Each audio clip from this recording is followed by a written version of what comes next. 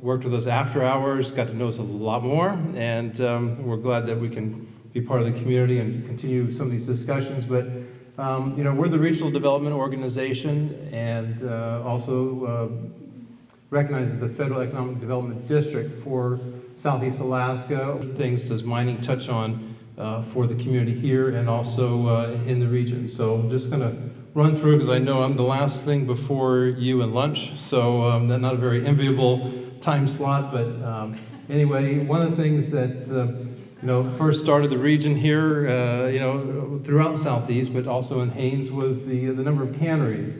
And it was rather an industrial scale at that time, and it helped build a lot of the infrastructure that we had. After that moved along, then that infrastructure got to be used for other things, which will be a theme through some of this. I don't know how many canneries. I didn't have the time to do that much research to find out how many canneries we had here, but I know we had them, a number of them, even on both sides, even across Pyramid Harbor was one, which will come back up here in just a minute as well. But also the timber industry, that played quite a role here for a number of years as well.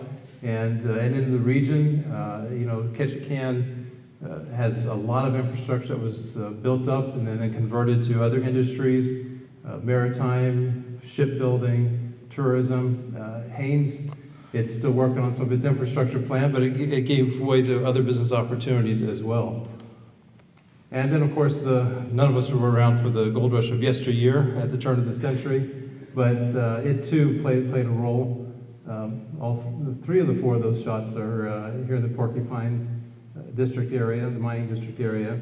And so, of course, the gold rush I had to throw something in there for all of our favorite things. But I did want to make a point, John, he was almost single-handedly responsible for the upkeep of the Porcupine Road for 20 some odd years.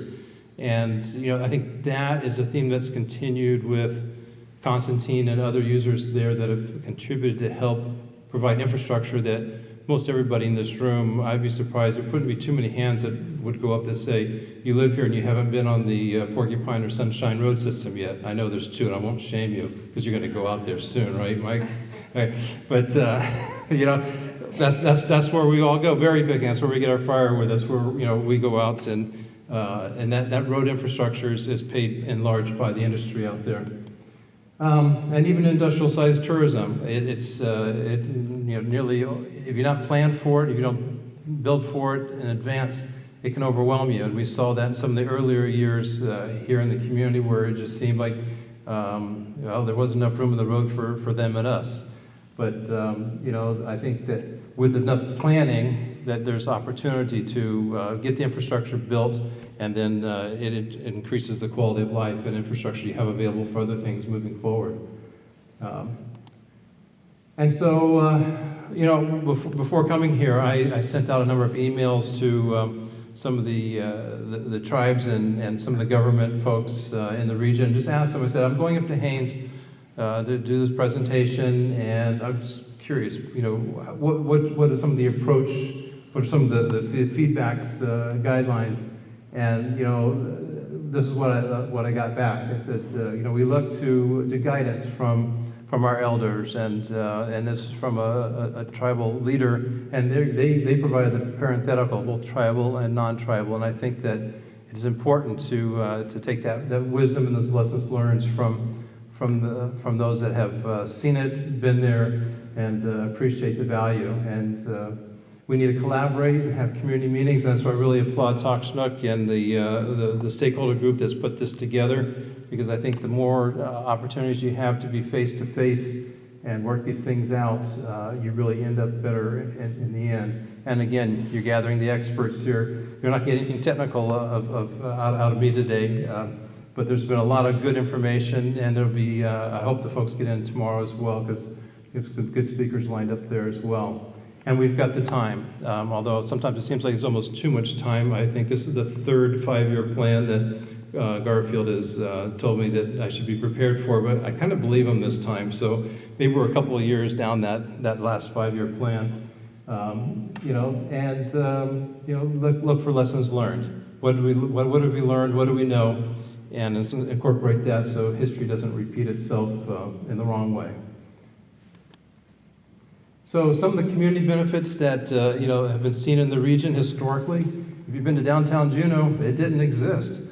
Much of that is built right on top of mining tailings. You go across to Sandy Beach, as well. And I think, actually, that's my next slide. So I guess the first slide here was on the power side of things, where in the very beginning, much of the mines were built in the hydros to support mining in that community. And then, of course, it provides, for growth and for low-cost power, which is what Lake Dorothy is doing now with interruptible sales to the mine in Greens Creek.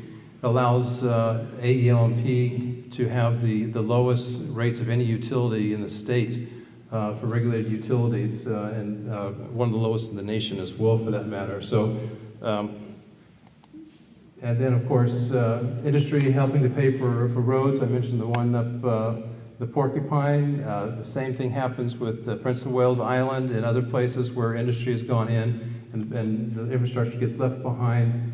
The trails, there we go, the Juneau. I think there was like 90 million tons of tailings that got, in those early years of mining, that got put down, that became a large part of Juneau and the popular trails that were made possible.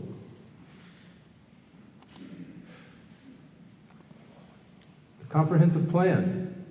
So, been there, done that, talked about it, and this is a cut and paste straight out of the current comprehensive plan. Is to develop economically viable mineral deposits in a manner that complies with environmental regulations, protects fishery resources, etc., and promotes local hire. So I think that you don't have to tell the 5-year-old we're not going to burn down the house. I mean, I think it's a given. Everyone understands you're going to have clean water. You have to do it right. So, but we want to make sure that it happens in a way that promotes local hire and local benefits as well.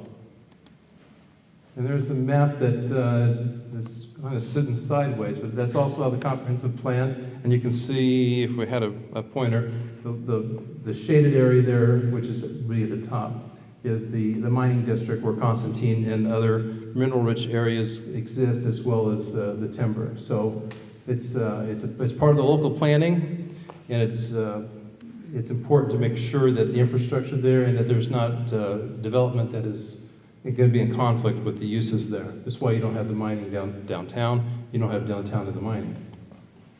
But and just to kind of move sort of quick. I'm going faster. I'm doing good. I have plenty of time. I'm zipping through anyway. Take a breath. So some of the other issues for discussion, taking a look at how the local involvement can be more formalized and provide oversight and input. I think there's some examples out there down on Prince of Wales Island. They have all their communities get together. I think it's every other month, but it's on a regular basis where they talk about the issues that are within their community, that within the island at large. The Red Dog Mine has its own special oversight committee as well, and that provides direct input into the operations of the mine there that happens on their own land. But it's not always widely recognized or understood here in town that we've got 3 distinct governments in this valley, and you have a lot of stakeholders. So it's important to be together and to communicate and to make sure that things are done the way they should be done. Property taxes. I didn't hear. I thought I would have heard a lot more touting from the mining sector about the property taxes that they pay. I know in Juneau, there's probably close to $5 million of property tax and sales tax that goes in from the 2 mines that contribute to the local economy. The mine here would be smaller, but even $1 million a year would help you prevent some of the conversation you had last week about we have to keep increasing taxes. Where property taxes are going to go? How are we going to continue to support schools and activities and the things that we want to have here in the community? PILT, which stands for Payment in Lieu of Taxes. We get some of that from the federal government. for some of the things that they do not pay property tax on. It's a model that should apply to the Canadians as well. That's just a side. At the border, there's one Klahini Valley Fire Department person in the back anyway. You know, the industry, when it develops, it helps shoulder those costs to bring the costs down for everybody. So those things are important because as you talk about whether there's a response going up the highway from police or fire service, you want to make sure that you've got the means to respond, but also that you're having the folks that are causing that cost to pay for the cost. And by and large, to date, we've seen them do that for sure with the road service area. And I think that there's opportunity for discussions on how these things will be developed in the future as it gets closer to time to actually construct a mine. The transportation improvements, which go, we've already talked about a little bit, that helps support the subsistence gathering in the forest and the firewood and just general access. One of the better places to go up there on a day. Actually, it was not so bad there this morning. Much nicer up the highway than in town. But the power generation, the Juneau example of Lake Dorothy could definitely be a model here in the community for when that submarine cable fails, and that submarine cable will fail. It may not be tomorrow, it may be 15 years from now, but all the electrical generation comes from the hydros over in Skagway, and whenever that cable fails, your power costs will at least probably double or triple until it gets repaired or replaced. So if there's opportunity to develop resources on this side, getting industry to pay for those is a great way. Whenever that Greens Creek mine is beyond its useful life and shuts down, Juneau will have paid for power that will continue to be some of the lowest costs in the state and the country. And I know the comprehensive plan calls for a goal of 15 cents or less. One of the best ways to do that is to work with your industry and to get that critical mass going. Workforce development, investment, vocational training, which is really, really important. So that's something that Southeast Conference does. Those of you that were at our annual meeting got a chance to perhaps join us at the annual banquet where we had the scholarship auction, where we raised about $17,700 for students going to UAS. A portion of that will be pulled for more of the vocational type activities and training that go into the mining activities that partners, AMA members also contribute toward that. So it's really important to make sure that opportunity is there for the young people, which really is the reason why we do what we do, is for our children, to make sure that they've got the ability to be sustainable. I appreciated Kimberly's remarks in the beginning about sustainability, because we have that opportunity with our rivers, with our fish, with our forests, with our ability to heat and to electrify the community, and to provide good jobs from the resources that are here in the valley. So I think that all combined with a real responsible and cooperative approach towards communication and planning, that Haines can be more sustainable and increase its quality of life. I think that the one thing we really want to try to avoid is trying to characterize discussions like this to where you force an ultimate winner or loser, because I think many of us saw with the Kensington mine, that was very contentious. It took, I think, close to 10 years to get permitted. It cost them close to $10 million. And there was opportunities along the way to compromise towards design that I think would have maybe been less acrimonious and a better solution, instead of waiting for the Supreme Court to pick a winner and a loser. So I would just encourage continued dialogue like what's happening this weekend. I hope to have more of those. And I think that I just wish you success. I think these big projects are sometimes can seem overwhelming. I know in working with communities like Prince Rupert, where they have natural gas pipelines looking to potentially come in there, the municipal advisory, the natural gas pipeline that the state has looked at twice now in the last 2 decades. There's been a municipal advisory group that has been formed to be involved with that so that communities can help address more than just the fuel. There's impacts on the community. So you want to embrace the industry to talk about, how to provide for schools, for all the other infrastructure that needs to come into place. And I think that, especially as you have conversations about LUTAC dock, how do we afford to fix that? What type of infrastructure is going to be needed there? You want to have that ability to support industry and also make sure that the revenue that comes across there can pay for those repairs. And so I think that there's some opportunities to provide for that. I think right now the last back of the napkin projections look like the revenue that comes across the LUTAC dock could only support a revenue bond for like $3 to $5 million, when the price tag, I think, of the Planning Commission's preferred alternative was closer to 30. So looking for ways to increase the commodities that come across there so that it's not raising the rates on grocery, but yet it gets paid for and in good shape for the generations to come.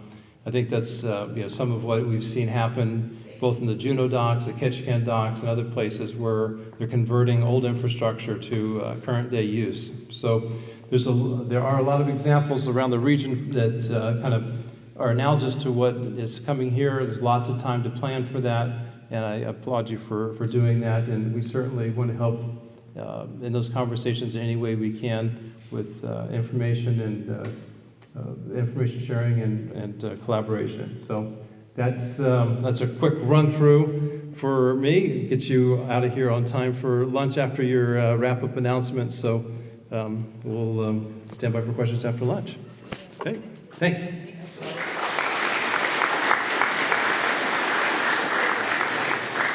Thanks, Robert. Thanks, everyone. And please, I know you have questions, so jot those questions down on the question sheets.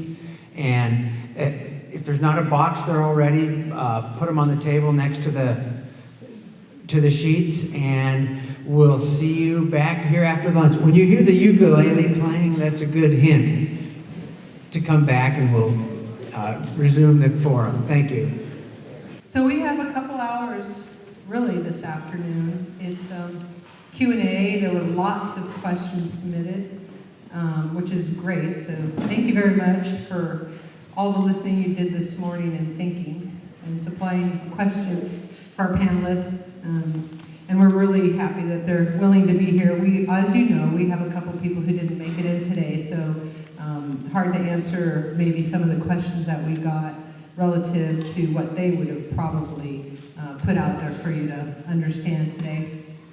Our panelists, we're going to do our best to direct the questions who we thought they would best go to. If they're not comfortable or knowledgeable about it, they'll probably let us know pretty readily. And we'll ask anybody else on the panel if they have an interest in taking a stab at it. Otherwise, again, I'm not sure what Derek and the forum organizers want to do with those questions that don't get answered, but they are being retained, so the forum organizers can make a decision about that.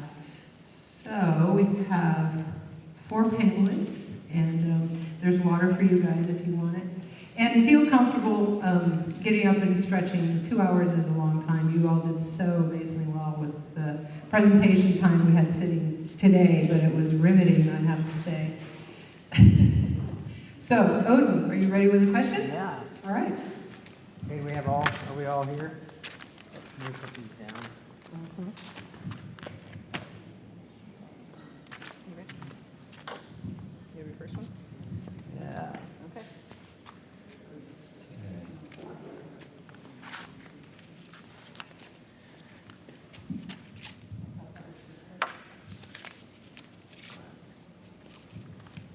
Okay, let's start off here. Question it says Kendra. Now, I think if we may have questions that we can share in the answering of amongst the panelists a little bit, and so that's perfectly all right. But this one's addressed to Kendra. Can you talk about the impact of silver mining on water quality? abundance and health of fish. There were several of that question in the pile. Yeah, I would actually And like. here's, I'll pass the mic, sorry. I actually haven't looked at silver mining, so I think it's going to depend on the mix of the ores. And I think that when Pete Condon is able to talk, he worked at Greens Creek for 16 years. I think he would have a much better and more complete answer than I would. Okay. Can I follow up a little bit on that? Yes, Yes. please do. I just wanted to say a little bit of, I'm not an expert on that particular topic either, and Pete would be a great person to answer this question, but just from my knowledge of metals and water, and what we as a company have to do is test our water as far as baseline natural conditions, so that we understand what level of elements, not just silver or copper, but all elements are in the waters, and there are water quality standards for all of those. And so what DEC does is says, you know, there's different user groups. We want to keep our water fishable, swimmable, drinkable, happy for everyone. And certain users are more sensitive to things than others. Like humans are sensitive to E. coli levels. Salmon are sensitive to copper levels. And so they set a standard saying that this is our safe standard. And so when we measure water quality, it's not a yes or no, is it good water, bad water, kind of decision. It's really what are the levels of all these different parameters. And so when we report water quality data, it's got levels of iron and dissolved oxygen and copper and silver and different things. And so each water quality standard, it has different parameters that have to be met. So say for aquatic life, they might have a chronic standard and acute standard, and it might be 2 micrograms per liter, some unit of concentration that's the standard. But that's, if it's 2 for copper, it doesn't mean it's going to be 2 for silver and 2 for everything else. Each one will have its own number. And so that's the role of DEC, and if they were here, they could explain that, and then it could explain why they set that parameter as such, because as you see, if copper is in the water at a certain high level, it impacts fish a certain way. It may have, if there's high silver, it may impact fish a different way. So then they study those, and that's where they set each standard. So I don't know the exact impacts of too much silver on fish, but that would be why we have to measure all the different parameters in the water to meet all the different DEC standards. And I'll follow up just real briefly on that. There's 7 different what they call uses. So that's what Liz is really talking about. So there's a use, it's human drinking water. Your arsenic levels are going to be most stringent for that use, whereas fish are not sensitive, very sensitive to arsenic. And so if there's no drinking, if it's not a drinking water use for that water body, but it's a fish use, then you're allowed more arsenic can go in by state water quality criteria than if it's a drinking water use. And copper is the opposite. Fish are obviously very sensitive to copper, cadmium, and a few other things, much more so than humans. So you, by default, all the waters in Alaska meet all uses unless you prove otherwise. So that's a little more answer. And I'll just add to that silver is relatively inert, you know, like there's no standard for how much gold is in water. Yeah, gold is completely. Gold is completely inert. Silver is completely inert, it's fairly inert, so it's probably not an issue with silver itself. It would be other things associated with the water, like silver. Here's one addressed to Robert. If the industry has the industry and Constantine paid for the new bridge at Klahini, and is it overbuilt for the area, or is it built just to mine standards? Oh, good question, because for the casual observer, you'd think that might be the case, but no, Constantine was not involved with financing that. That was all by the state of Alaska. And that actually was an ongoing thing since Mayor Hill, when was your first term? 1999. So about 1999 was when we really started negotiating with the state to replace the other bridge because they wanted that one to be sandblasted but pulled off the present pilings, drug ashore so it wouldn't have any particulates in the river, sandblasted, paint it, put it back, and so that was kind of ridiculous. So they've been working since then to have that replaced. So it is way overbuilt for any use that I'm aware of, but that means it's sufficiently built to carry the sand truck that the state uses, the big plow to go across there full of sand, and then the logging trucks that come across full of logs, as well as whatever other industries might use. So I will say that Constantine has been very active on the Porcupine Road, but not the bridge. Anybody else want to add to that? Oh, did you want to comment on that? Okay, all right, great, thanks. So this says Russ and Cindy, but anyway, I'll do my best. As a geologist, how much do you think extreme hydrologic events and seismic activity will increase the risks associated with underground exploration and drilling at Constantine's Palmer project? You can't, you're visual. I gotcha. So for the hydrological events, I'm not sure if I'm really qualified to say what the risks are there. I assume that means flash floods. I can tell you that with seismic activity, if I was anywhere on that mountain during an earthquake, I would want to be underground because you're going to be safer underground because the rock is, once they've excavated it, it's a pretty stable thing as long as it's competent rock. I wouldn't want to be sitting on a fault zone underground when the fault moves, but just being underground is fairly safe, whereas if you're on the surface, there's likely to be landslides. So I wouldn't want to be underground if the portal is covered by a landslide unless there's another way to get out from underground. But for seismic activity, it's not really a big risk with mining, the underground mining itself. It's more of a risk for the infrastructure you have on the surface. Anybody else want to?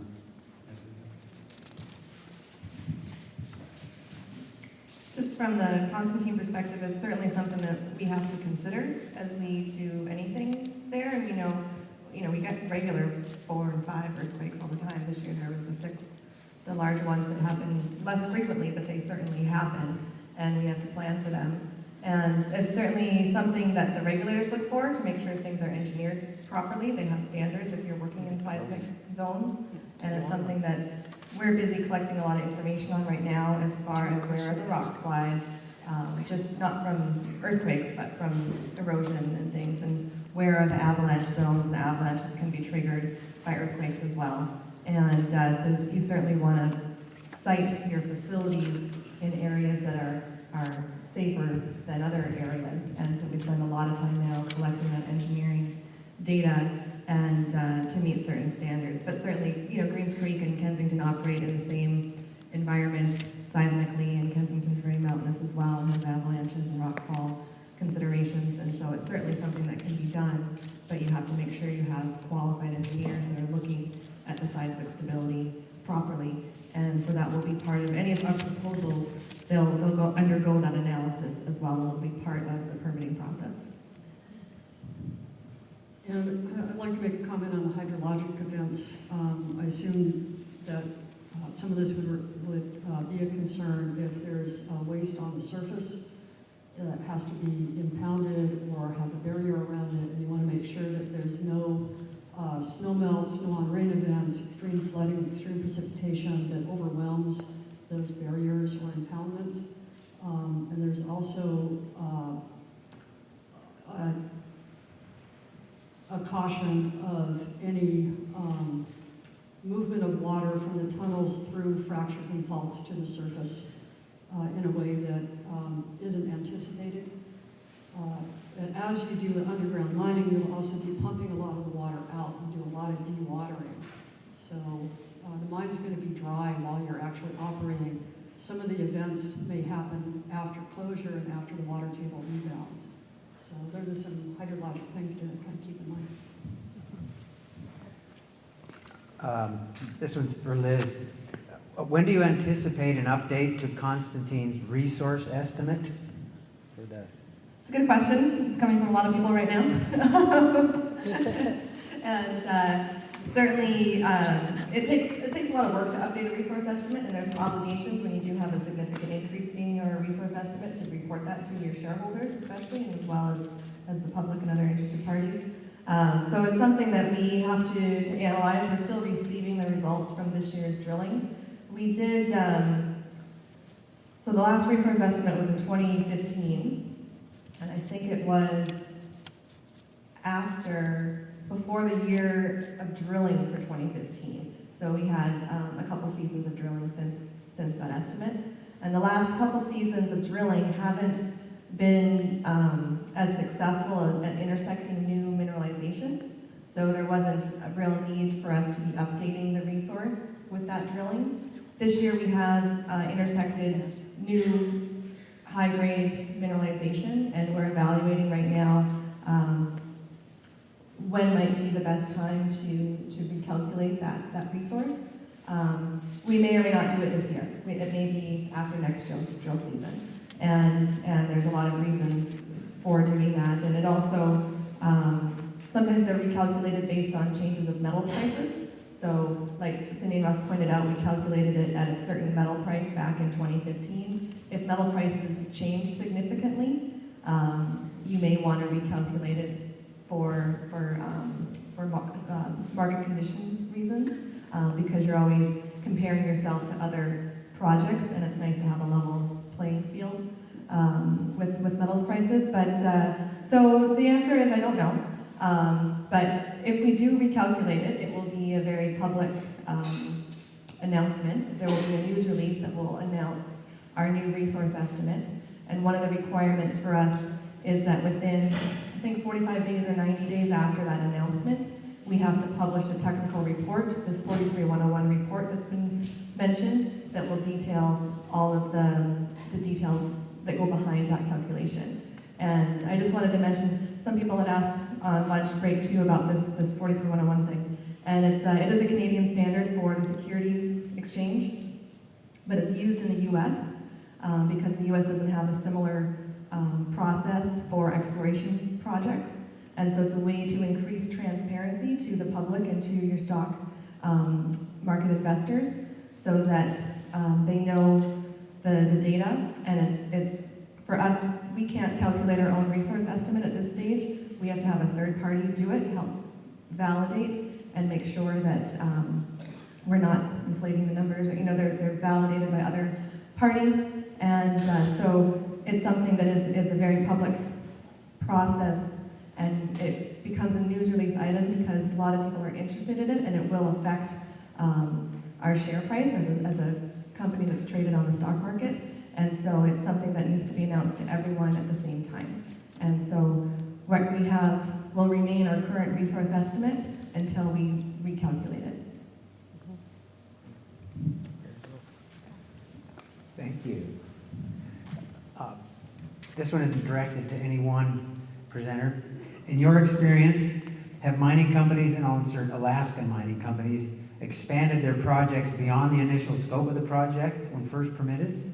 And goes on to ask, is the life of the mine routinely extended? If so, are subsequent expansions less likely to be denied because they already have an extension or an investment in infrastructure? So it's the hope of every mine that they will find more and have a longer mine life. That's generally, when you come up with a reserve, which is an amount of material you think can be mined. You know, when we talked about the different stages, there's exploration and development and mining. Well, exploration continues all the way through the process, all the way up till you've finished mining, because you always want to be able to expand your resource and find more. That's kind of the way mining works. If you come up with a mine that has a 3-year mine plan, people aren't going to be very excited about just having a mine for 3 years and then you walk away and it's changed the economy of the town. They would rather have something that lasts longer, so they're always exploring for more, hoping that they can keep their investment going. They've already sunk a lot of money into the project. The more that they can find in the same place, the less money they have to sink into it to make it last longer. So So it's always the hope that you'll find more and be able to keep the thing going. Like in the instance of Greens Creek, they kept finding more and more and expanding out into different areas, which has helped the economy of that project. And Red Dog's done the same thing. Yeah, so lots of companies have done that. Some haven't. Some have gone in and they've just mined out what was there and they never found anything more. But you don't know until you do that exploration. Anyone else? I'll just add to what Russ mentioned there. And it's a two-part question for me. One was, will we change our plan? And like you said, hopefully, yes, in order to expand and extend the mine life. And part of that is due to exploration potential. Part of that is also due for economics. You know, these mines can cost $100 million or $1 or $2 billion to construct, and that's a lot of money in capital expenditure, and you want to be able to pay that back. And the sooner you can pay that back, the better, because then you're making money and be able to invest in future exploration. And so I just got an update on the Kensington mine the other day, and they purchased their equipment with a certain expected sort of mine life, and now they're actually extending it to the point where they need to replace the generators and start making that new capital investment into the mine. So certainly with this type of deposit, this VMS deposit that we mentioned, it's typically done that you would find one or two of those pods, those clusters of mineralization, expecting to find more.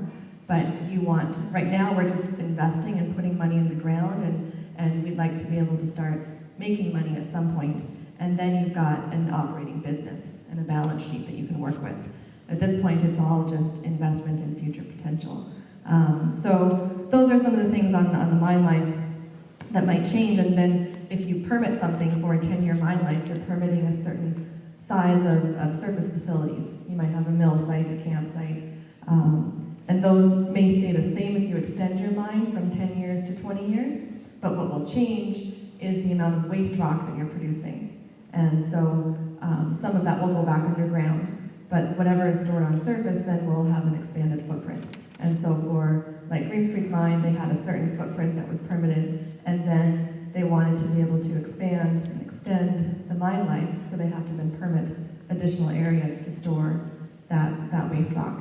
So those are the things that happen as you're expanding the mine life. But then also to that is that, yes, whatever you proposed initially goes through a permitting system, and we'll give their approvals before you can construct.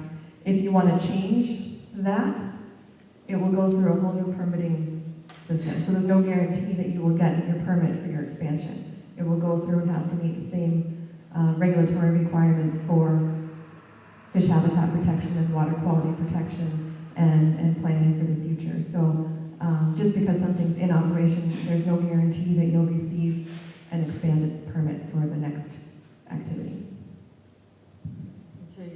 That's I can't think offhand of an extension that has not been granted. So Russ, are you familiar with anyone? Okay. Maybe Jack, do you know?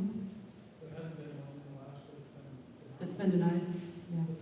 The full answer there is people often ask, mine permits have been denied, people will say no, inferring. Hang on a second, Jack, if you're gonna give us a little more.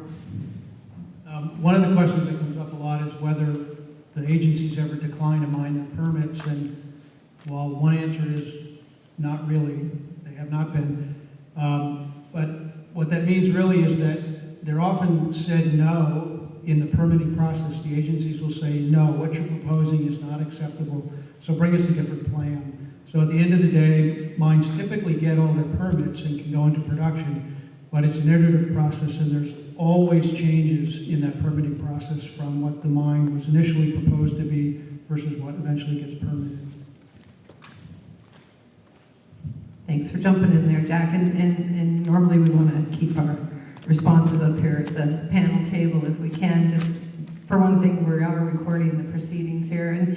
And for another really big one, I know that this room is full of a lot of people with a lot of experience and things to share, but we'll just try and stay focused up here. I have a question, and I think this one's for Robert. but others may have something to say to it also, and I think I might use my moderator's license to alter the question just a little bit. So Robert, you stated that 8% of Haynes's population is employed by the mining industry. What percentage of our population is supported by commercial, fishing, and subsistence activities? So the question is a little more challenging the way it's stated, but maybe, here's my moderator's license, I'm going to ask you to maybe talk about how Southeast Conference in I'm going particular. to ask you to hold that question for a minute. I'm going to stretch my legs and get the answer. All right. Okay, welcome back, Robert. All right. He apparently has something back there that's magical to share with us. Thanks, Robert. Can I go ahead and state the question? Or are you really leaving? I don't know what he said. Okay, you know what? Maybe there's a short question and Robert can We'll do that next. work on that one, yeah. Here's one on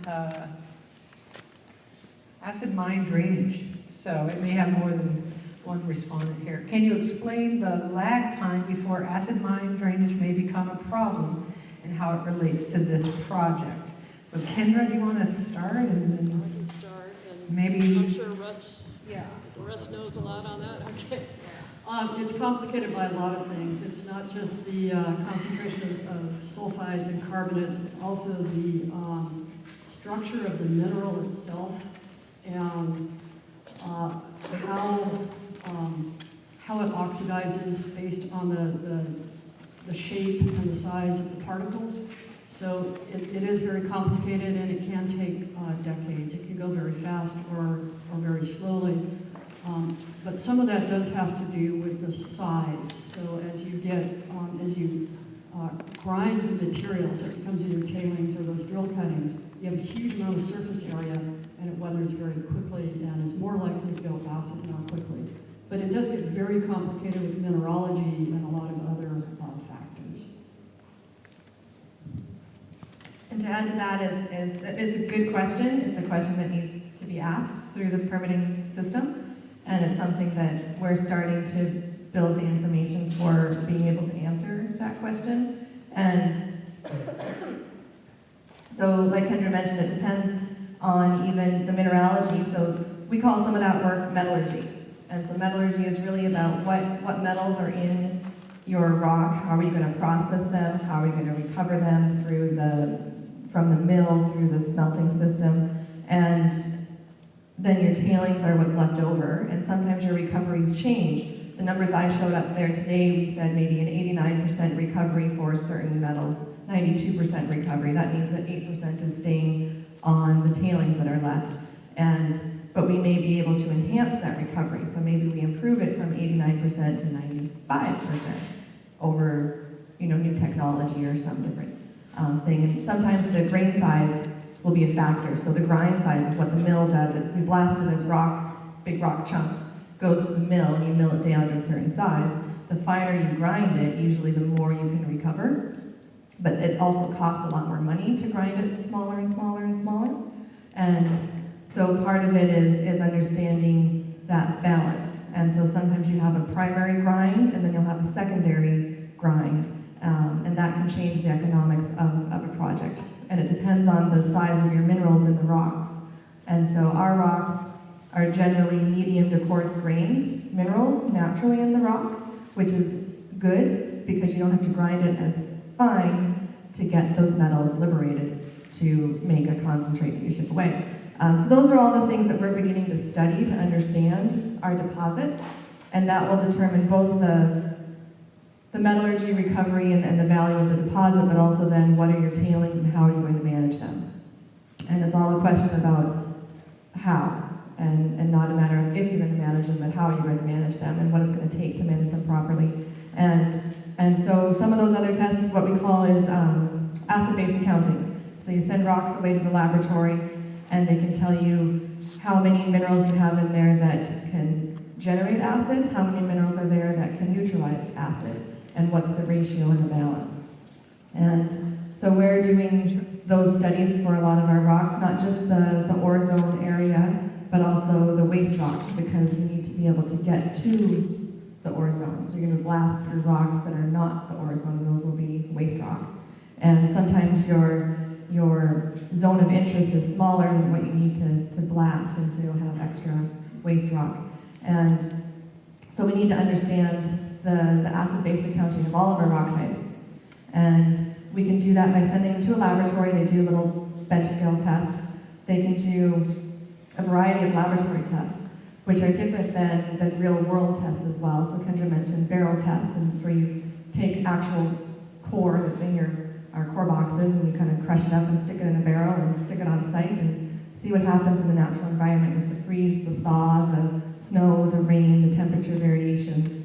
And you usually leave those barrel tests open, or testing through the life of the mine to see, is it going to turn acid after 5 years, after 10 years, after 20 years? Who knows? But you get that data both from the laboratory and real on-site data. So we've started to set up some of those barrels now.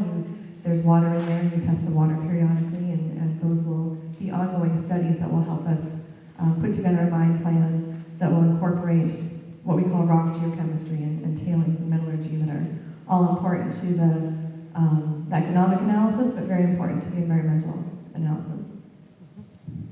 And again, it's the metallurgy, but it's also whether your minerals are crystalline or amorphous, those whether at different rates. It is understanding the structure of the minerals is part of it.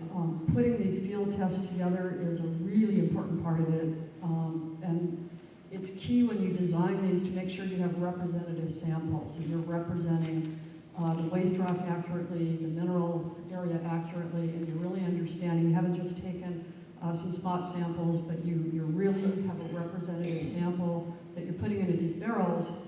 And if you have a pause in your exploration or your operations, if you can keep those barrels going, you don't even have to be sampling, just keep them open to the environment so that if you do start back up, you've got even more data.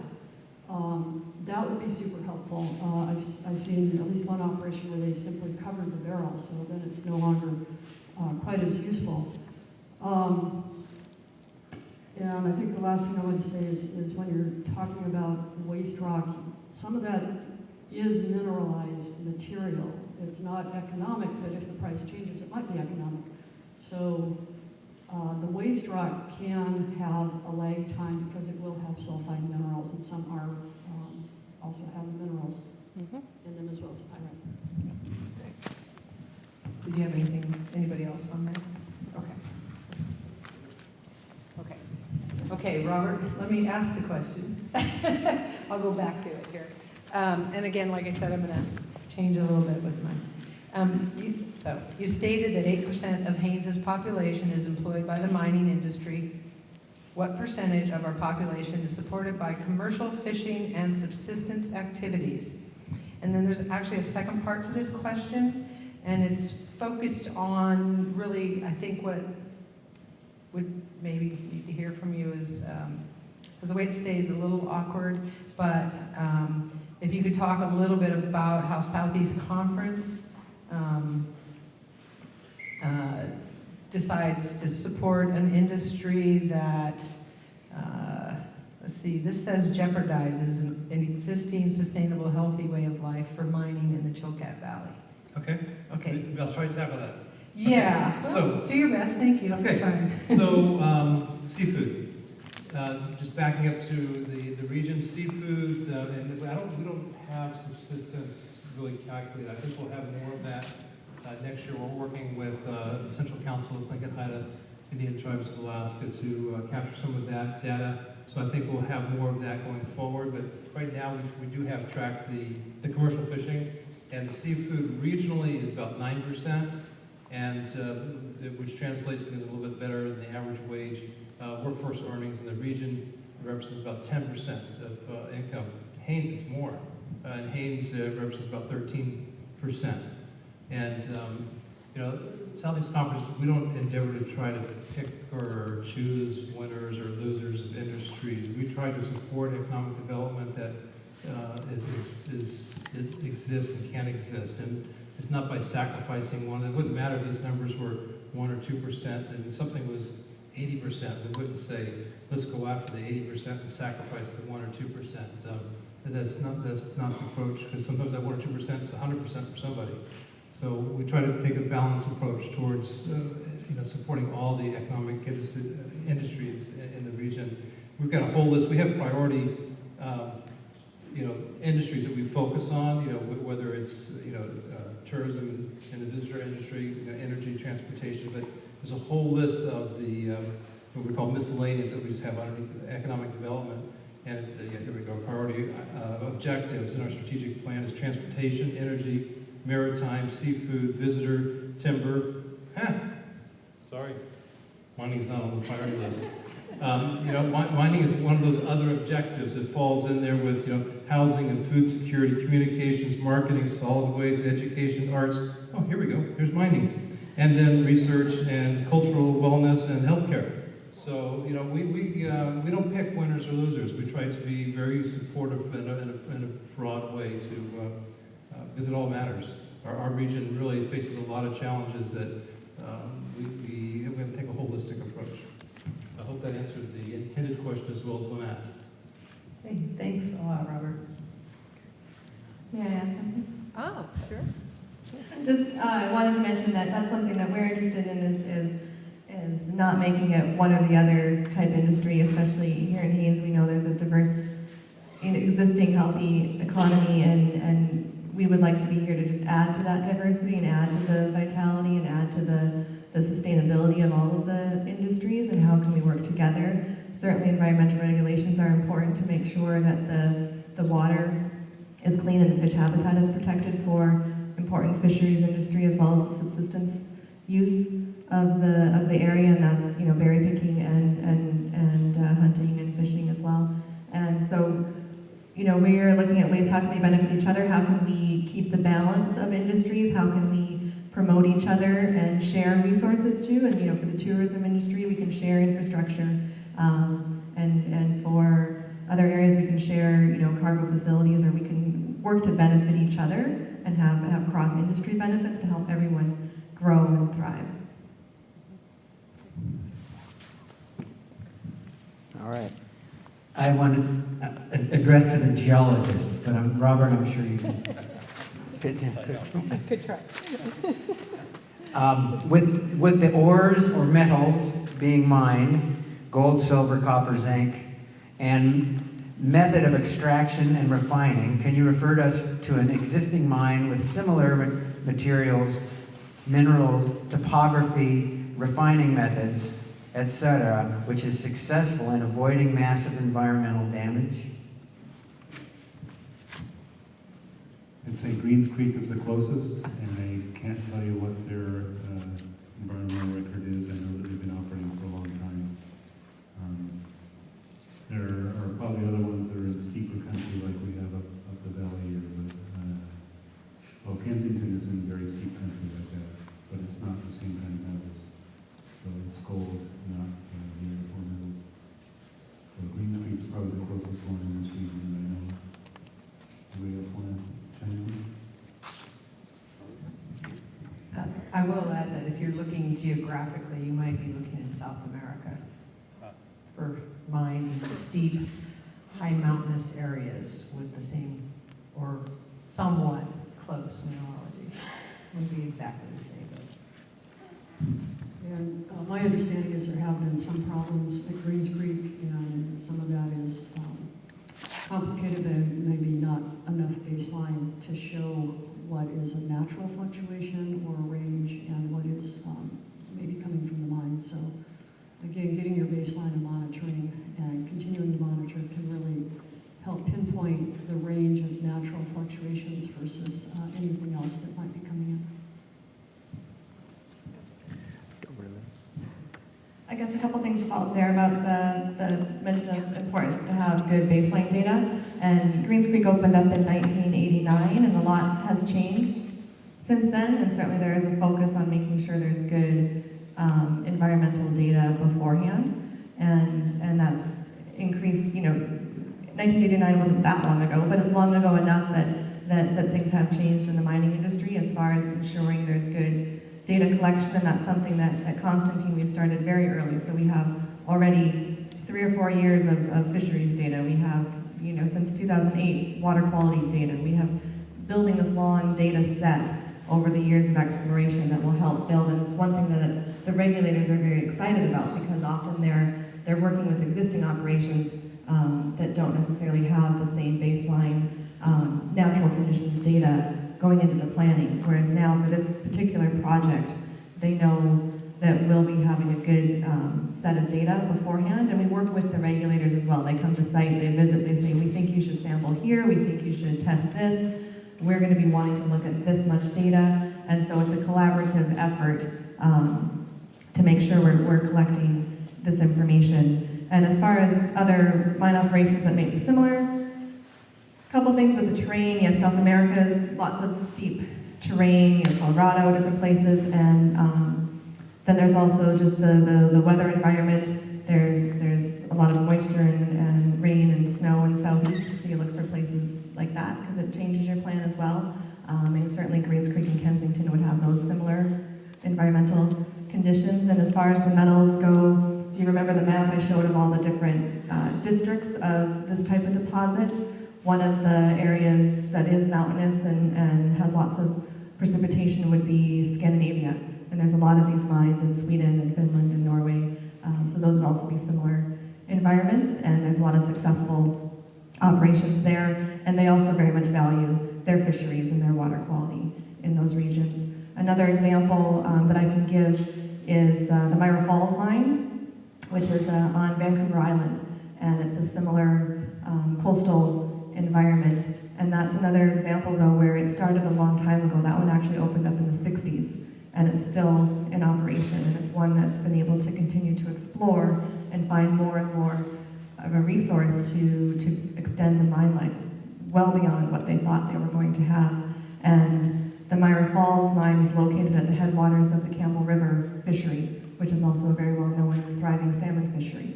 And so for me, that's a great example of how even before modern regulations and modern baseline data and modern operations, the Myra Falls mine, which is another VMS deposit, was able to successfully still also support a healthy salmon fishery downstream. And I'd like to add, like I said in my presentation, that the baseline data and monitoring should be collected by the mining company, by the regulators, and by the citizens, because everybody has a different perspective. They're going to design their programs differently, they're going to approach them differently, and they see different things. So when you bring all the data sets together, you have a much better picture of the entire system. Kendra? Here's one for you, Kendra, and it's similar, and I know you touched on these earlier today, but from what we know about the Palmer deposit, what are the top 3 risks or environmental risks that need to be studied and monitored? I'd say the first one is your ratio of your neutralizing rock to your acid rock. And so, and making sure that the data that goes into those kind of graphs that I showed, make sure those are representative, and clearly stating what part is waste rock, what part is on top, what part is around, what is the mineral resource. So your acid drainage that ratio is going to affect that. So that's, I would say, one of your top ones. And the next would be hydrology and how that's going to impact the tunnels, and whether there are going to be pathways from the tunnels to the surface, and both as a human risk as well as an environmental risk. And that will be partly a factor of the competency of the rock, and partly a factor of the method of mining, whether it's a longwall type of mining, or if you do something called the block caving mining, that has a higher risk. Would you do that in a steep area like this? It's been done at AJ in the past. Okay. I don't think that's in the plan. Yeah, so the way that you mine can impact that to some extent. And then I think just the challenge of such a steep terrain and getting materials in and out safely. I think that's going to be something to just be careful of.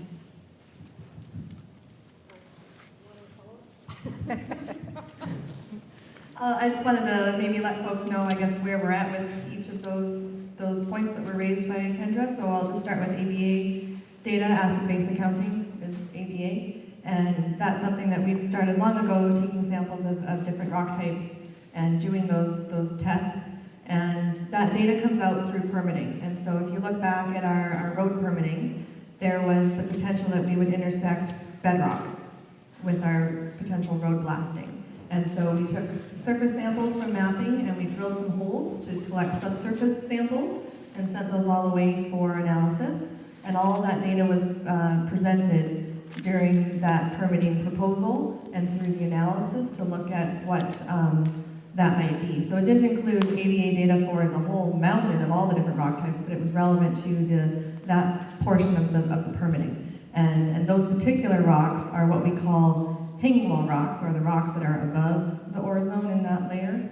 And those particular rocks we really like because they're full of calcite, which is this acid neutralizing mineral. And so Kendra had put up that graph of, the 1-to-1 ratio is where things might become acid. And so you like to have a buffer in there, maybe a 2-to-1 or a 3-to-1 ratio of acid neutralizing minerals to acid producing minerals. And the results from the bedrock where we were doing some of the road work, those were like 80-to-1. Like loads of neutralizing minerals to acid generating minerals. So those are the kind of rocks that you don't need to manage environmentally. You can use them to build roads. You can do other work with these rocks because they are so rich in neutralizing metals or neutralizing minerals. So that's the work that we're doing, and of course with each proposal that we put forward, if it involves rocks and rocks being exposed to surface, we will be presenting that data for everyone to look at. So we're busy collecting that and addressing that potential risk of what we call rock geochemistry. And hydrology, super important. I tell people often that mining and permitting these days is all about water, water, and water, and water. And so we collect a lot of data on water. It's the rainfall, it's the snowfall, it's the evaporation rates, it's the solar radiation, lots of weather data. Weather data from different elevations is important, so we have weather stations at different elevations right now collecting that data. You also want to know your surface water, your flows. We all know in this valley, some days the rivers are totally mucky, some days they're totally clear. In the winter they're super tight, in the summer they can flood. There's a lot of changes in hydrology of the surface waters, and we can have really rainy periods with lots of runoff, we can have dry periods, so we study all of those. And of course, each year is different, and so you want to get enough years of data to look at what the potential range would be. And for permitting, they usually look at what is your maximum rainfall that you want to plan for. But also we want to look at what is the groundwater doing. And so we do a lot of testing of groundwater. We've drilled holes specifically to access that groundwater, to test the quality of that groundwater, to test the pressure of that groundwater, because that's going to determine if you do put a tunnel in the mountain, what you need to do. And we also put in some of the drill holes, we stick a little thing down called a transducer, and it'll measure the groundwater level as it changes. In the winter it lowers, in the spring it recharges, and that'll change pressures as well underground. So we do a lot of work right now. We have a couple hydrology engineers working with us trying to model the groundwater table and its fluctuations, modeling the groundwater quality and flows and pressures. So that's very important data that we need to gather on the front end. So we've started to do that. For rock quality and mining method, there are special engineers that deal with those two topics, and we've got someone working with us on that. And it's one of the main jobs for some of our crew in the summer is when the rock comes off the mountain in the drill core boxes. We have, one of the jobs is a core tech. And so we've got a couple of core techs, they take pictures of all the rocks and that captures all the different fractures in there. And then they measure how frequent are the fractures, what angle are the fractures smooth, like will the rock slide against itself, or are they jagged so they'll catch and lock. So there's a whole system of engineering data that can be collected. How hard is it? Can you scratch it? If you hit it with a hammer, does it break easily? There's a lot of rock quality data that's taken by our core techs in the summer, and then professional rock quality engineers can use that data as well and do different studies. And that controls what they might need to do for the mining method. And if the rock is really broken, you might need to do more structural support. If it's less broken, you don't need to do as much support. And different areas of the mountain might have different quality. So we continually collect data, all those drill holes, we measure, we photograph everything. It's one of the pieces of data that we collect and will help us define a mine plan. And of course, human safety is very important to us, as well as environmental safety. And then the steep terrain, something again we look at in detail. Getting good topography data is one thing that we've invested in, so getting LiDAR data, which is high quality data where you can get really fine contours, and that allows you to do better planning and better modeling, and looking at avalanches, trying to collect avalanche data each year. So we do flyovers and take photos, we do terrain analysis and can model the avalanches, and that'll help us understand where we can put things safely, what might need to be avoided and what might be controlled. Like at Kensington, they do bombing to control some of the avalanches. So the steep terrain is something we look at for all factors as well, and it's something just even for the road building we've done was something that we carefully considered as far as where we could put that investment to make sure it was stable. So those are kind of where we're at. They're good questions. They're very important things for the permitting process, but there is a permitting process in place for those. They will be analyzed, and we've started to collect all the information we're going to need to present. Okay, thanks for that. And I'd like to just say real quickly that the risks are very different at an exploration stage than they are at a closure stage. So, you know, it's once you close a mine and you get the water rebounding into the tunnels that you find out what some of the issues can be. And you'll know a lot more before closure about what some of those risks are than we know now. Thanks, guys. Hey, you guys have been listening to questions and answers for about an hour, and I have a question for the audience, and anybody can answer it, probably, although it's pretty tough. What are the 3 kinds of rock?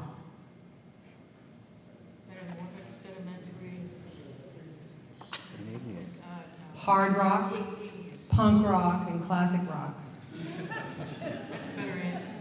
Fair enough. But you did very well. Definitely. I don't know about that. All right, I just wanted to engage you again for a moment. Thank you. Let's see, here's kind of following on some of that we just heard. Could it be cost effective to add carbonates like limestone, dolomite to the tailings to neutralize the acid runoff?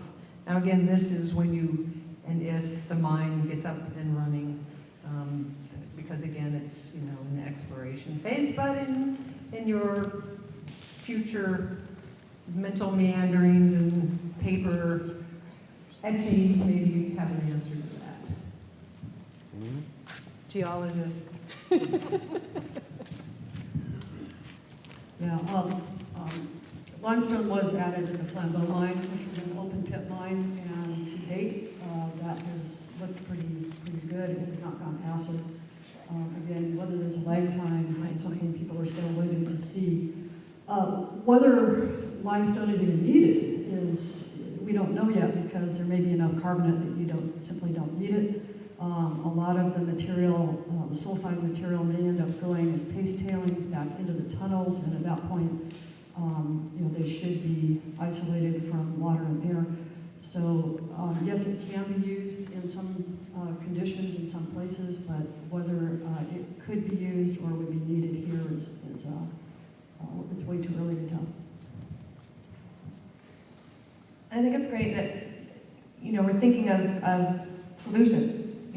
If there is a problem, what is the answer? What is the solution? And then the question is, will it be cost effective as well? And so this is the fun stage of things, really, is where you can throw ideas out and see what's going to stick and do the analysis of them. And so, like Kendra said, we don't know yet if we're going to need it or what's going to happen. And one of the things that happens when you blow up rock is it obviously expands, and you can't put it all back together underground. And so the rock that comes out of the mountain would be sorted into waste rock and what goes to the mill for creating concentrate and tailings. And then the tailings like at, I can use Greens Creek as an example, they're sorted on their acid generating potential, so they have different classes, and those that have higher acid generating potential are the priority ones that go back underground. And so you can mitigate things a little bit that way, but you can't put 100% back underground. But what they do is they mix it with cement and they pump it back down. And so both Greens Creek and Kensington both have what are called paste plants, and that's where they mix tailings with cement and they pump them back underground to fill it up for structural and chemical stability. And so that may be something that we'll be doing at our project, but we don't know yet how much would be, left over. Maybe there will be enough room underground once you take out some of the minerals for concentrate and some of the extra barite and other minerals. Maybe there won't be. Maybe what's left over is not acid generating and all the acid generating material goes back underground. Those are questions that will be important for us to answer, and there may be alternative plans. And one of the things when permitting, you look at your proposed method, and you also look at alternative methods and analyze those. So those are things we're looking at.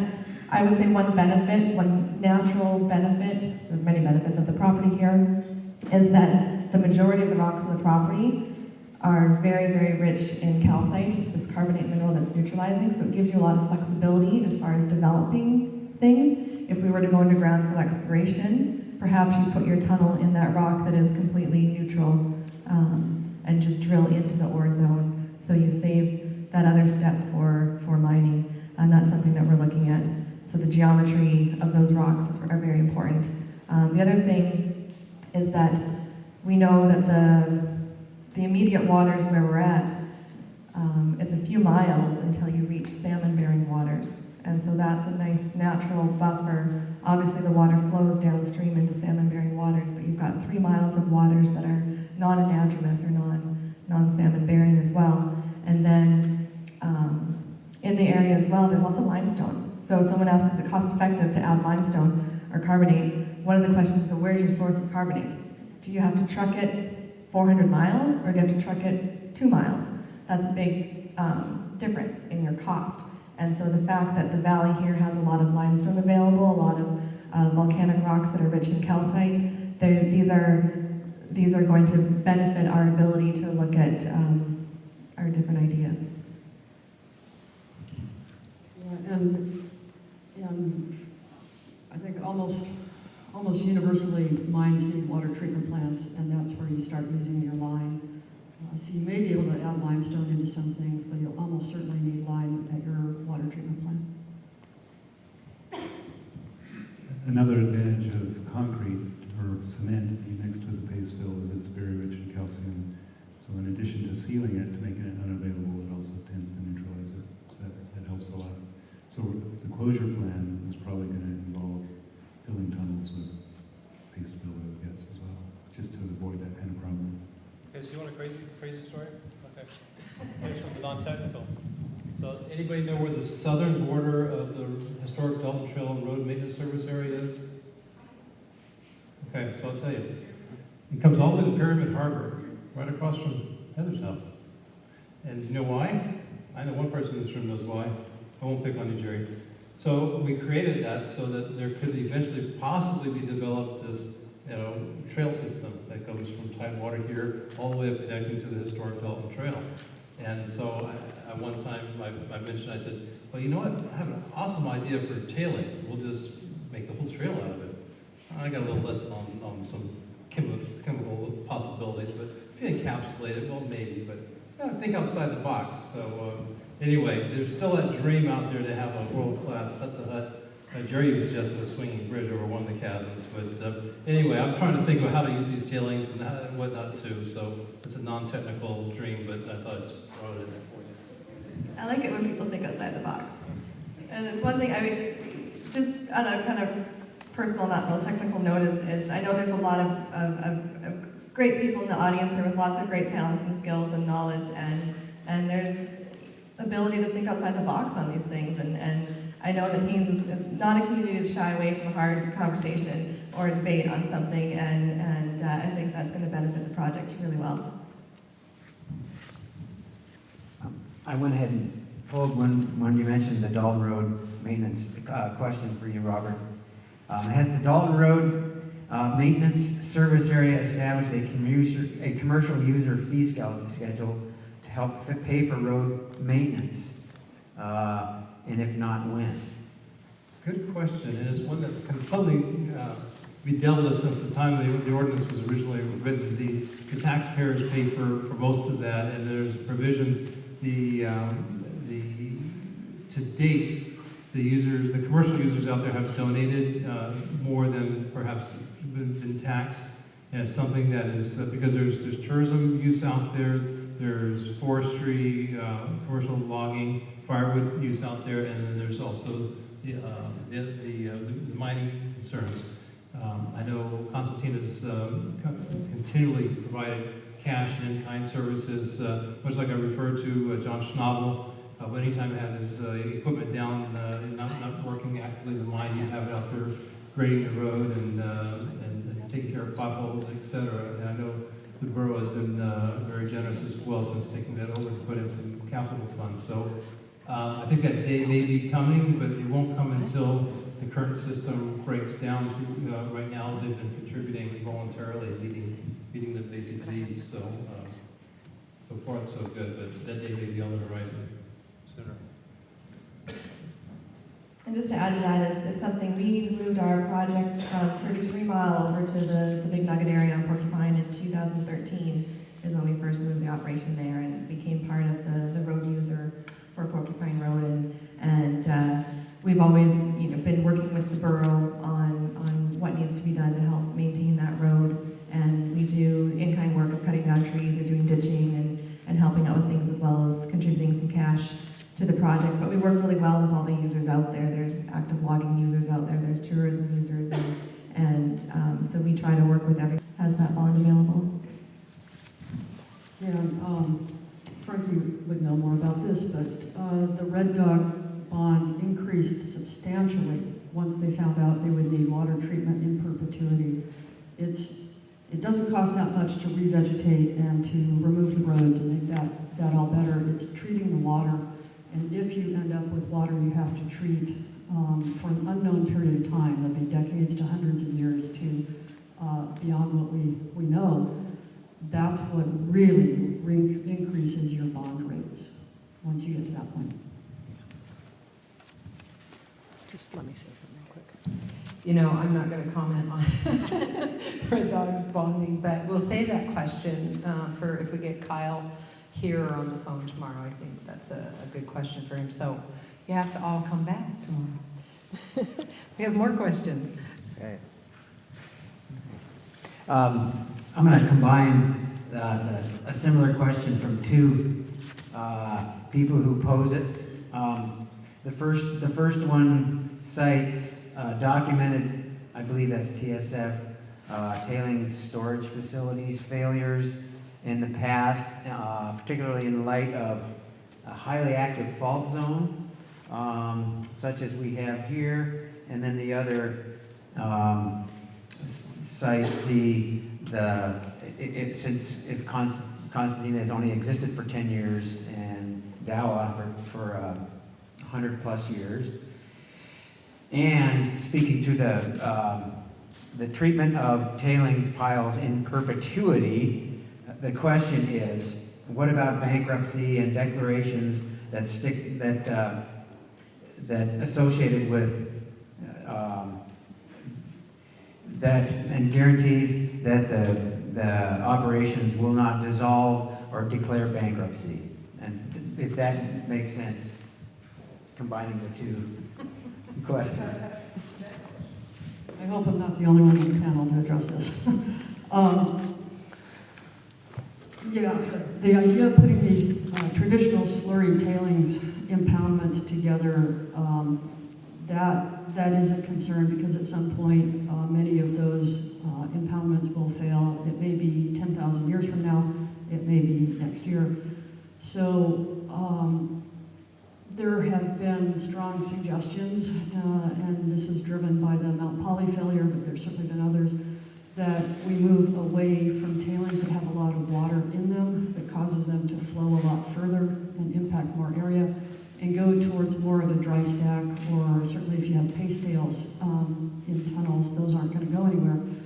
So the more water you can remove, if you've got a dry stack, then once it's in place, you cover it, you revegetate on top of it, and it's a stable landform. If you put paste tails back in a tunnel, that is a stable landform. So it's that traditional big slurry impoundment that people tend to be really concerned with, and probably for good reason. Those are impoundments that change over time. As the mine grows, you add to the dam. You don't build the dam all at once, you add it in stages.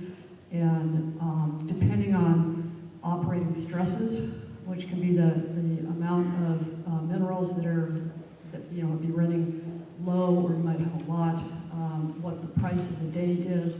When you're trying to keep a profit margin, you can change some of your operation. You may start to run out of the kind of competent and non-leaching rock that you want, and not build it as strong. There's different ways to design your dams, and that can change with each lift. So there's a lot of things that go into those traditional tailing slurries that make them a little more risky. And so there are more people trying to move to different kinds of ways to deal with tailings that are stable in the future.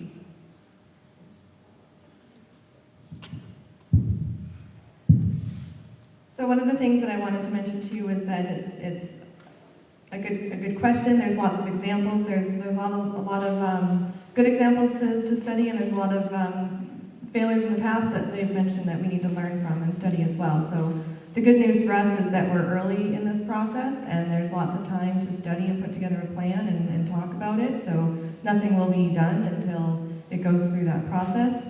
But it's also important to know that each tailings management facility gets designed to the custom natural environment, the custom ore zone. Everything is site specific. So that's why we're really trying to study the data and determine what might be the best solution here.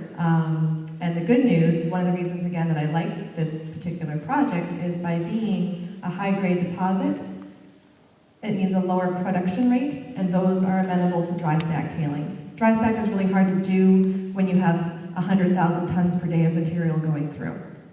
The high-grade mines that do smaller production at 2,000 tons per day gives you a lot more flexibility, and it's much more manageable. The engineering is such that they've figured that out at those rates. And so it's an easy thing to do for these small mines. So that's good news for this project, and it's good news that dry stack tailings is working in this environment. It works well at Greens Creek. We've got even less rainfall up the valley than they do on Admiralty Island, so it's certainly an option for us to consider. But right now we don't have all the information in hand to say this is going to be the best plan. And dry stack, there's many different types of dry stack. It's not just one type. They can do commingling. They do different ways. It's not a simple one way or the other. There's like a dozen different ways you can manage tailings. So those will be the things that we'll be putting together in our proposal. And as Kendra mentioned, there's efforts to make your tailings both physically stable and chemically stable. So you make them more physically stable by removing the water and making them dry so they don't flood. That's one of the real methods to make it more physically stable. And in an area with active faults, there's lots of dams built safely in fault zones. We may not need one if you're doing dry stack, and it's certainly the most obvious option for this project right now. But I also want to say that there's still opportunity for new ideas, and this is something where it's if we're not proposing to mine for another 10 years, things are changing so rapidly that there may be something beyond dry stack that we haven't even thought about yet, and that might be an educational opportunity even in looking for. We're looking at this as a challenge, but maybe it's an opportunity for students here to do master's theses or PhD and do some research, or looking at things. There's now bioremediation. They're using life to process acid and metals and tailings and do remediation. So there's new technologies that are being considered. There's existing ones that work great in a lot of areas, and there's new ones coming along, and I don't have that crystal ball to say what we're going to propose and how it's going to work and how we're going to meet regulations, but I'm excited by what's currently being done in certain areas, and also the possibility and how can the community even benefit from that research and from that work and doing the studies that we need to do to answer those questions. Yeah, I guess I would just have a really hard time seeing a traditional slurry impoundment in this kind of an area. The local people, you guys here know the terrain much better than I do, whether there's even a location where you could do this. I don't, but I'd have a really hard time seeing a traditional slurry here. But there are new ways that are being learned, and then it's a matter of combining what you know works well with new technology, because you never want to go straight to new technology full scale. That's a real risky operation. So. Did you have anything? Is there any thing one can say safely about this notion of solvency or bankruptcy with mining companies or? Go ahead. Thanks, Liz.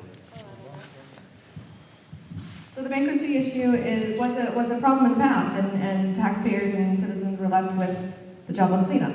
And so that's why Alaska has come around now with this reclamation planning and approval process, the bonding process, to help address that. So that's what's being done in Alaska now. That's why I feel good about mining in areas where this is in place.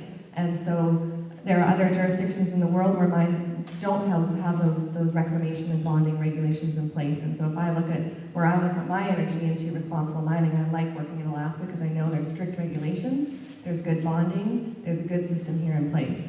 And so that helps with the bankruptcy question. But also I wanted to mention one of the benefits of having a partner like we do with DOA is that, yes, we're a small junior mining company with no revenue. So it benefits the project and the community to have a company like DOA that's financially stable and can help financially stabilize the project, because you don't want the company to go bankrupt and create environmental concerns. It's nice to have a partner who will have the resources to follow through on those commitments much more strongly. And so we think having a partner like DOA really benefits the project that way. Yeah, and I'll say that reclamation bonding in Alaska has gotten much better. It's not always perfect, so after we did that work at Pebble, just looking at the exploration and the amount of material that was left that the state might have to pay to remove if the company went bankrupt, because they actually were pretty close there for a bit. And whether those artesian holes could ever be filled, or if those were going to have to be a care and maintenance issue forever. They were told that they would have to come up with a $2 million bond, which they did not have before we went out and did that work. So, having a fresh set of eyes, looking at a site from a different perspective can be helpful. It could be helpful to the state and help them understand what the financial issues are. And the other kind of cautionary part of that is, because metal prices go up and down and corporations kind of flux as well, there can be periods where a project goes on hold for a while and then comes back up. So at that point, you have to make sure the place is environmentally stable, and whether that's for a year or 5 years or 10 years, it may just be in care and maintenance for a while, and that can be a stress on finances as well. So those are areas where you have to be really careful that you're bonding correctly. That just made me think of one thing too, is with this type of deposit. So when Kendra mentioned that the metals price can really affect a mine operation, it's very true for mines that are single metals. And so the gold price, if the gold falls below $1,000 an ounce, Kensington's losing money, so they're going to go into care and maintenance. They only have that one metal. And if your operating costs are much, much lower than the current commodity price, you're in a good situation. If you're close to that price, you're at risk of having to go into care and maintenance. Whereas this particular project, one of the reasons I like VMS deposits is they're called polymetallic. So they have more than one metal. So with copper, zinc, gold, and silver, those commodity prices will fluctuate, but often they don't fluctuate the same. They don't all go down at one time, they don't all go up at one time. You might have a low copper price and a high gold price, or a high zinc price and a higher silver price. And so often these polymetallic deposits can weather financial waves a bit better because they're buffered by multiple metals. Another benefit is that these particular deposits are zoned. So often a certain area is more copper rich, a certain area is more zinc rich, a certain area is more silver rich. And if you can forecast the metals prices and look at the geometry of your deposit, you might take advantage of those price swings. And so if you anticipate that zinc price will be strong for the next 5 years, you might go after the more zinc rich part of the deposit, and you're able to modify your mine plan and make the changes at the mill, because the mill will operate differently depending on what type of ore you're sending it. So you can't make that change overnight. You have to engineer it properly, but it's something that these polymetallic mines are able to do. Thank you. Okay. I was left thinking about Greens Creek, and they had a short period of time where they were actually downsized and then came back up to full operation and then increased their operation actually. Something to think about for the region for folks, put that in their heads. Here's a question about artesian wells. And I'm not sure we did a definition of artesian wells. Actually, we talked about them, but did we define them? And so whoever, it could be several of you, you might want to just talk a little bit more about how is it defined as an artesian well. And then this is really directed towards Constantine. So Constantine has hit artesian wells in drilling test sites that are currently dumping contaminated water into the Klahini watershed. What, if anything, are you doing to mitigate this? I suspect you're going to want to comment on that. Liz, but let's talk about artesian wells first. Liz has been talking too much, so even though I'm not a hydrologist, I'll explain that an artesian well is a well that is basically a spring. It's pumping water into the environment without having to pump it out. It's got a natural pressure to it that sends the water out. Okay, that's my bit. Now we've talked. Yeah, and when I showed pictures of artesian drill holes, it just meant that the groundwater was pushing up so hard that it was coming up with varying degrees of force. Some of it was just bubbling, and some of it was really shooting out pretty fast. So it just means that groundwater is moving from either the top of a mountain or the top of another mountain range, maybe far away, and is moving through that. It's just maybe even a regional groundwater flow that is pushing up out of these holes. Yeah, I can answer this, and this will maybe help address Sally's question from earlier too. But one of the differences between what was being presented at Pebble and what we have at our property, as you mentioned, is terrain. And so we've got steep terrain out there, and the water table is lower. And often we start our drill holes at the top of the mountain, and we drill through rock that is dry, there's no water in that rock, and then we get down and we hit the water table and then keep drilling into rock there. And the rock is fractured, and so in the drilling process, it's circulating water, and this water stays in the groundwater system. And for the majority of our drill holes, that's what happens. We finish the drill hole, and even if you left it uncapped, there's no water coming out of it, but the reclamation plan includes putting a steel cap on there and capping it off for reclamation purposes. And we do have 3 artesian drill holes on the property, and we anticipated it was going to be that way. As we drill lower on the mountain, and especially if you drill in horizontally, once you hit the water table, it's going to come out. And we do that specifically in these cases was drilled to sample the groundwater to build that important baseline data set to understand the groundwater pressures and the groundwater qualities. And so we drilled one hole in 2014, and that was specifically a groundwater well, and we worked very closely with DEC beforehand to put a plan in place of how we would drill it and how we would put the mechanism together and keep it available for future water sampling.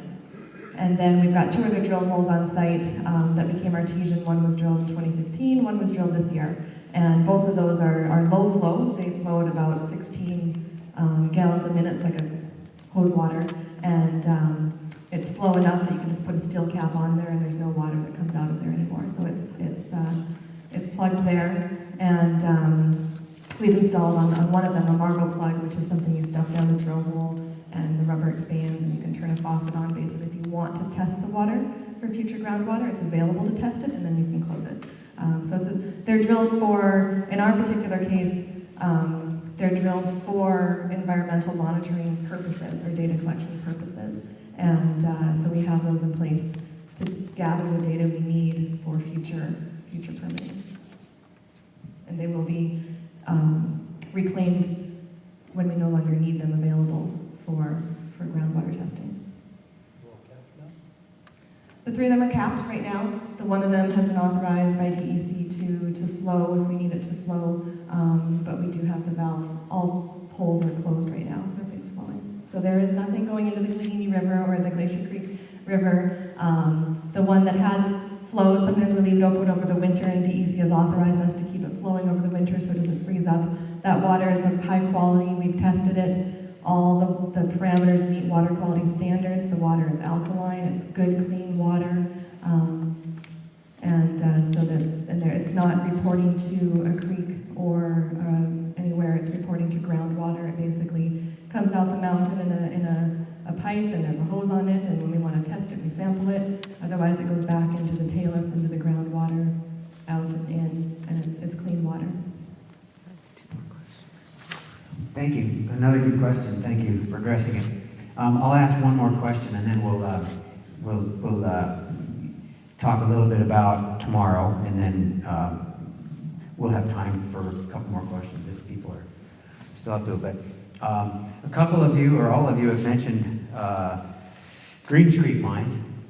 So here's a question about that.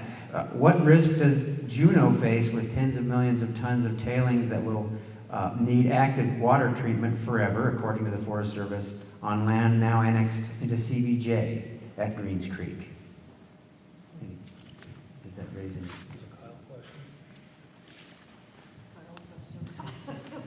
I don't think any of us are qualified and experts in commenting on that, and we'll leave it maybe to Kyle Moselle from DNR, who regulates the Greens Creek mine, or Mike Satry, who is their counterpart at the mine, who would be available to answer. Okay, and we will Yeah, say and I that. should say that for- CSP2 has been involved in looking at the Greens Creek mine, but that was my counterpart, my boss, Dave Chambers, and I'm not that familiar with the project. So I hate to comment on it. I know there's other people that know much more about it than I do. Okay. And we've saved a few of these for Kyle and noted his name. And so that said, I'm glad that to see that it looks like the planes have been coming in, and Jim Calvin is here. Jacinda Mack came yesterday, so she's here, one of our speakers tomorrow, and so we'll have, and we're still planning on Alan and Kyle getting here, so they'll be our morning presenters. It was a great morning of presentations about geotechnical challenges and procedures for mining posed in this area, about the mineral value assessments and local values to this potential mining operation. And so, did you have anything else, Frankie, you wanted to say about tomorrow or this afternoon, and then we'll pose a few more questions if folks will. Yeah, actually, I think it's important for folks who, some may have had to leave already today. There's another opportunity for panel Q&A tomorrow, and I think most of the panelists will be here, plus some other ones. And so there's still some remaining questions. We probably won't ask them all, although maybe I should test the audience's ability to withstand another half hour of Q&A. So are you willing and interested in continuing forward for another half hour or so? Yeah, okay, excellent. Well, then I have... No, they're sitting on hard seats. They probably wanted to leave an hour ago. Or stand up for a minute. You guys doing okay? We could do the hokey pokey. Okay. Wait, does anybody know what the hokey pokey is besides me? How old is that? All right. Yeah, Okay. oh, that's not me. I'm not there yet.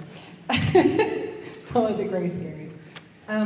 Okay, so I have I think these are relative to each other, and again, one of our panelists tomorrow will be able to add a little bit more to it, but I think a couple of you can probably talk about this somewhat today. One part of this is really directed towards Constantine, and so I'm going to read both of these, and then, you guys are kind of answering what you want to answer anyway. Which part of the question you want to answer, not that you're making up answers. But anyway, okay. Is a mixing zone a possibility on the Klehini if it remains a Tier 2 water, and what would that look like? That's a question.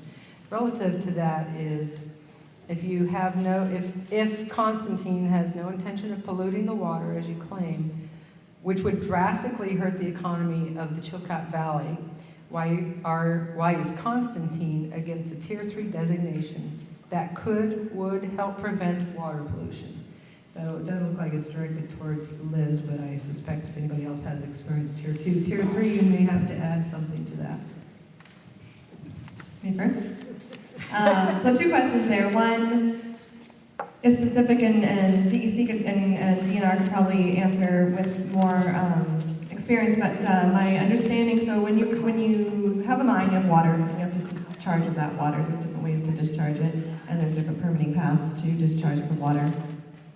One that can be used, and I don't know if Constantine would ever apply for one, but one that can be used as a mixing zone, and that's where you use existing water to mix and essentially dilute the discharge to meet water quality standards. But there are a lot of regulations in place that you can't get a mixing zone just anywhere, and I believe, and maybe someone here can correct me if I'm wrong, but I believe you're not able to get a mixing zone permit in anadromous waters, and the Klehini is anadromous, and therefore you wouldn't be able to under existing Tier 2 regulations. And Jack's nodding his head, so I think we're correct on that.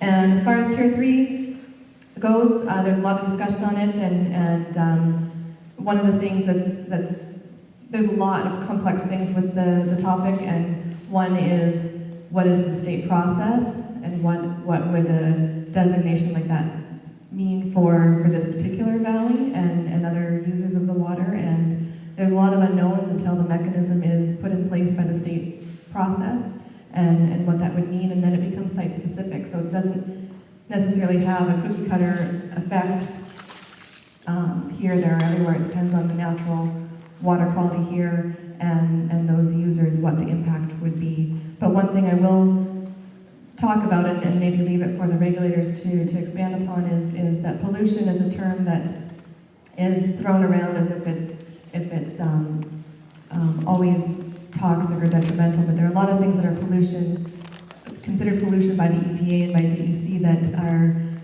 still meet water quality standards. And it can be, even fish guts are considered pollution. And so Tier 3 would ban any fish processing facility and stormwater drains. So if you had a stormwater drain to discharge, that would be prohibited because it is considered pollution. So there are a number of things that are allowable under existing Tier 2 regulations that are allowable pollutants, but are not necessarily harming. What we discussed earlier was the user groups, the fish, the drinking, the swimming, the different users of water quality. And that's why water quality standards are in place, in order to set the standard of what is acceptable and protective of all the users.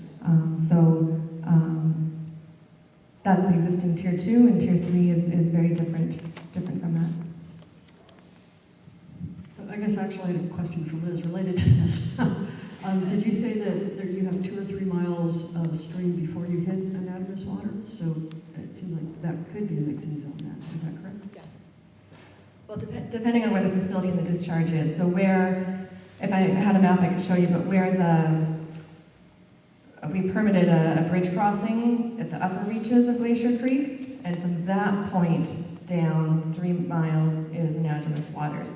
So depending on where you could put a facility, maybe somewhere in between there, and then from that bridge point, a mile down there's some resident fish. There's some dolly martins that low areas. But so yes, there's different areas, but I don't know where any facilities would be. They may be down Lower Porcupine Road. I don't know at this point, and I don't know if they would need a water discharge permit or not, and if they would need, if we would need to apply for mixing zone.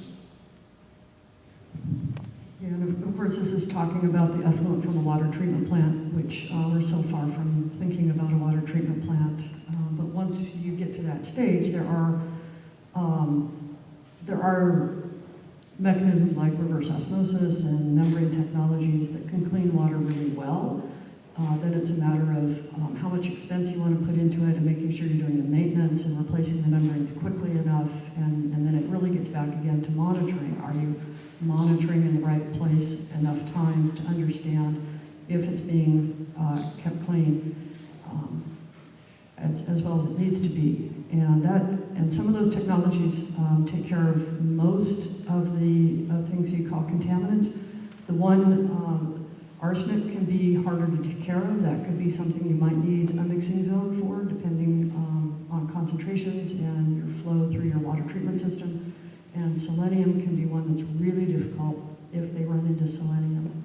So it really depends on what you have to treat and the technologies you're using, whether you need that mixing zone or not.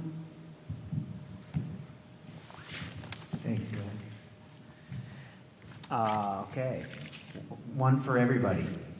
The history of mining in the Chilkat Valley is placer mining, assuming it's underground. How is large-scale underground hard rock mining different, and how are the impacts different, i.e. from placer mining?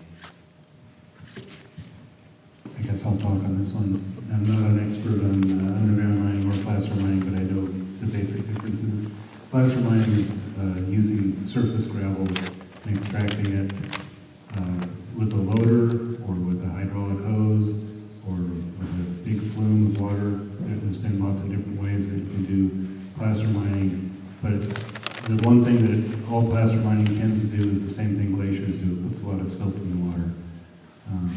The underground mining doesn't disturb the surface as much. You're going to extract the rock from deep underground. You will haul it out, process it, and send part of it back underground. Really, it's a totally different picture. Underground mining has much less surface disturbance. Anybody else?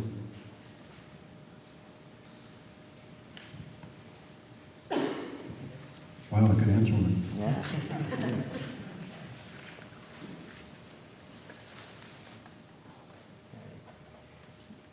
I was starting to look for another one, because I think you addressed this, Liz. How much financial assurance has Constantine put aside to deal with any accidents that may happen during exploration? I think I answered that before, and so we use a statewide bond pool, and Kyle can explain more about how that functions right now. And I believe our calculation for the last permitting process, don't quote me, it was either $250,000 or $350,000 that we had anticipated for reclamation cost. I believe it was $350,000.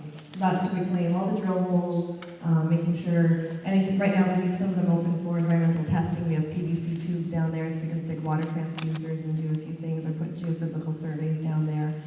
So it would cover the cost of helicopter time to finish plugging all the drill holes. And right now we leave some of the wooden platforms up to help with landing sites for different studies and future drilling. So it covers all of the additional reclamation for the drill pads. And then the big expense really though is the road reclamation. And it was interesting going through the permitting process for that, because some people asked the regulators to leave the road open and not require it to be reclaimed, because they want to use it for tourism or recreation or different things, and leave it there as an asset.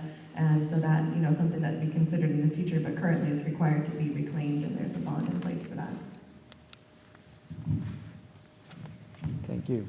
Okay, thanks. You guys look like you're getting a little fatigued. Maybe just a couple more questions.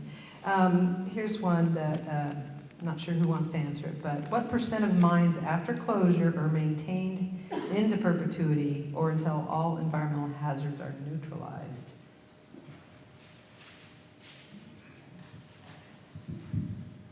I'm not not sure the answer to that. I do know that, some are, especially smaller ones, are reclaimed and you never have to go back. So I think after Illinois Creek went bankrupt and the state went in and took care of that, I think that one's been stable ever since. I don't think we're really getting into the perpetuity issue until you get to things like Red Dog, which haven't closed yet, so it's hard to say. But they have that traditional slurry with the dam that is going to need to be watched for a long time, and they will have water treatment that has to go on essentially forever. And the state has not actually ever permitted a mine that they know will need water treatment forever, except they are looking at permitting Donlin, and they know ahead of time they'll need water treatment forever. So it's really an area of new territory, these large mines with knowing you're going to have to watch these things forever. It's new territory in Alaska, really, as far as I know. And of course, I can't say what this project will become and what the plan will be at the time. It's certainly a good question to understand what is the reclamation plan and how will it be bonded for, what is the ultimate closure plan. Can we walk away at the end of the goal is to be able to walk away and have it be chemically physical stable and have, the residual legacy is positive, whether it's, access and infrastructure, additional facilities in the area and educational advancements and maximizing those legacy items. And so, I think they're good questions, they're important questions, and they're questions that for our project we'll have to put together plans and discussion points specific to this one, and so we'll see. We always study other mines in the state and elsewhere, and learn from them, and engineer things accordingly and plan them. But it also is contingent upon community feedback. And usually, when we put together a proposal, it doesn't come out the other end the same. It usually benefits from all that back and forth from regulators and the public, and it changes to make what's going to make it right for this particular area. So we'll just have to wait and see on this particular plan. And we'll see what, Kyle may have more information on that from the state perspective of what's happening there on state lands. So. Yeah, the mining industry is really in this evolutionary process where, we started with the gold mining and the placer mining, and a lot of those, you just dump the tailings and the waste rock in the nearest creek and wanted to be flushed out of there. And this, this method of trying to impound it and keeping out of creeks was the next step, and that's the step that we really don't know how to deal with that for thousands of years. And so people now are looking at moving away from that where they can, and hoping to get stable landforms. So it's an evolving process, really all over the world. So I wouldn't look just in Alaska. I would start looking in other parts of the world as well and see what works as a permanent solution and why. What factors brought that together. Thank you. I think we're going to ask one more question here, especially since you panelists will be here tomorrow also, and we'll have more questions. Some will be re-asked or redirected tomorrow, and I'd especially want to thank the audience because you provided a lot of good, insightful questions, and you're present and you are informed, so that's great. Before we close, I have an easy question here that's not specifically directed to anyone, but are there associated royalties with a mine in this case, with state and federal claims? How much and who gets them? And for example, the Mental Health Trust.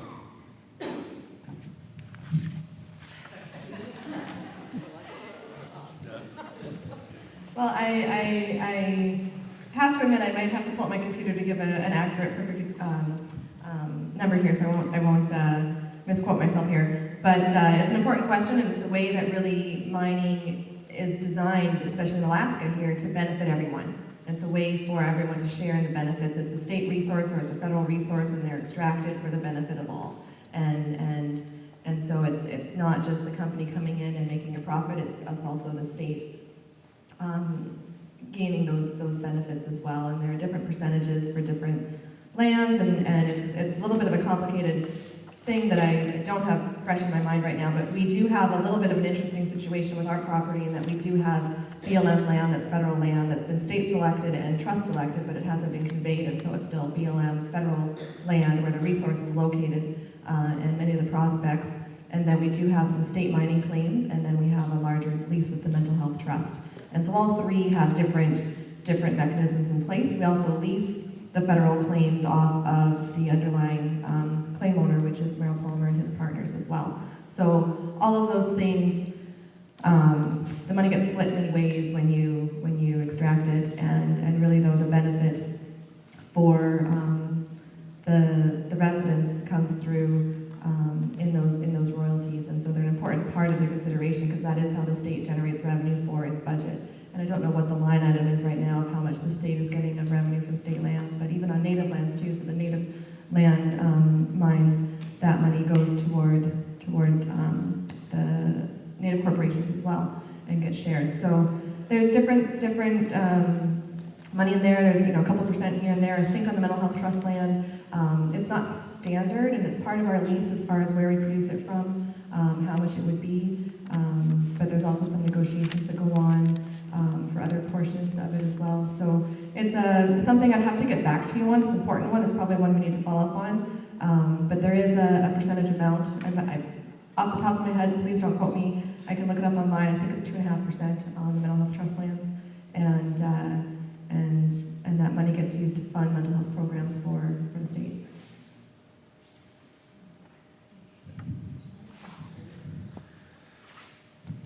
All right. Okay, well, with that, once again, we'd like to thank the forum organizers, and for the greater good, is there anything, Derek, or anything we need to add? Well, tomorrow, we start at 9 o'clock, is that right?